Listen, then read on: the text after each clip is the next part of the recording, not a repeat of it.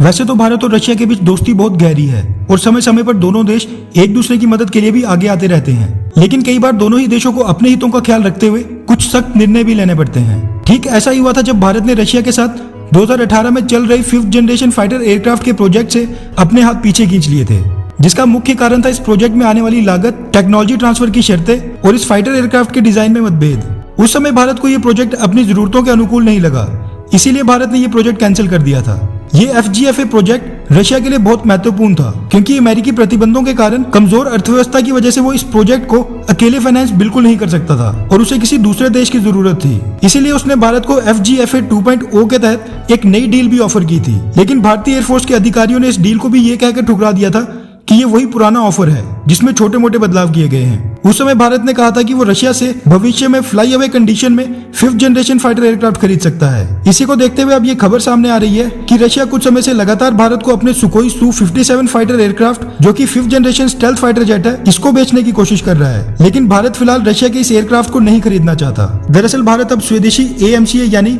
Advanced medium combat aircraft के project पर काम कर रहा है, जो कि single seater twin engine all weather multi role stealth fighter jet है और ये 5th जनरेशन की कैटेगरी में आता है। इसीलिए भारत फिलहाल किसी भी 5th जनरेशन एयरक्राफ्ट में अपना पैसा नहीं लगाना चाहता। रशिया अपने सुखोई Su-57 के लिए टर्की, चाइना और भारत तीनों को ही संभावित खरीदार मानता है। अब जो मीडिया रिपोर्ट सामने आ रही है उसके मुताबिक टर्की ने रशिया के 5th generation fighter jet Sukhoi Su-57 में दिलचस्पी दिखाई है और वो जल्दी इन एयरक्राफ्ट को खरीद भी सकता है। इसका सबसे बड़ा कारण है अमेरिका द्वारा टर्की को 5th generation F-35 fighter jet के प्रोजेक्ट से बाहर निकालना। इसीलिए अब टर्की को 5th जनरेशन फाइटर एयरक्राफ्ट के लिए रशिया की तरफ जाना पड़ रहा है। टर्की ने कुछ दिन पहले ही रशिया से दोबारा S-400 मिसाइल डिफेंस सिस्टम की डील की थी और अब सुखोई Su-57 को खरीदने में दिलचस्पी दिखाना ये साफ दर्शाता है कि टर्की की विदेश नीति अब पूरी तरह अमेरिकी खेमे से निकलकर रशिया की तरफ होती जा रही है।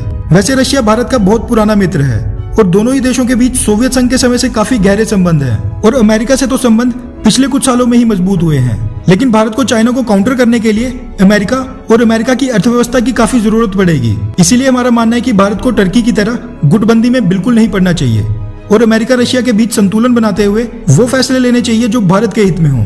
वैसे आपको क्या लगता है कि क्या भारत को रशिया की मदद के लिए सुखोई Su-57 लड़ाकू विमान खरीदने चाहिए या नहीं? नीचे कमेंट करके अपनी राय जरूर बताएं। अच्छा सुनो, चैनल को सब्सक्राइब करो, उसके बाद घंटी बजा देना ताकि अगली वीडियो आपसे मिस ना हो पाए। Thank you.